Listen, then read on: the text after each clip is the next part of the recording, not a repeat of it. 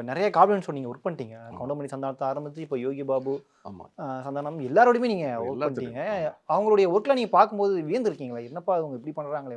கண்டிப்பாங்க. நான் வந்து ஒரு படம் பண்ணேன். திருநங்கை வேஷம் ஒண்ணு பண்ணேன். உனக்காக நான் உனக்காக. எனக்கு ஒளி அலிபாபான்னு ஒரு ஆ. கேரக்டர். அதில ஃபுல்லா நீங்க பார்த்தீங்கன்னா 2 லெஜெண்ட்ஸ் சார். இந்த சைடு கவுண்டமணி சார், இந்த சைடு விவேக் சார். இந்த 2 பேர்த்துல ஒர்க் பண்ணும்போது தான் தெரியுது காமெடி எவ்வளோ கஷ்டம்ன்ட்டு. நான் ஒன்லி அந்த கெட்டப்னால தான் நான் சிரிக்க வச்சேனே ஒழிய, என்னோட டயலாக் கிலாக்லாம் எதுவுமே கிடையாது. பட் அவங்க எனக்கு ஆப்போசிட்டா பெர்ஃபார்ம் பண்ணாங்க பாருங்க. அது எனக்கு தியேட்டர்ல கிளாப்ஸ் கிடைச்சது அப்போ.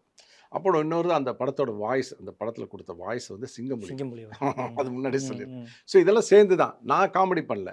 எனக்கு குடுக்கப்பட்ட அந்த இது getup plus Goundamani sir, Vivek sir, இந்த சைடு சிங்கம்புலி வாய்ஸ்லாம் சேர்ந்து எனக்கு தியேட்டர்ல அப்ப கிளாப்ஸ் கிடைச்சது. சார் அப்ப ஆனா அந்த அலிபாபா கேரக்டர் வந்து பயங்கரமா பேசப்பட்டதுல்ல? ஆமா. பயங்கரமா பேசப்பட்டது.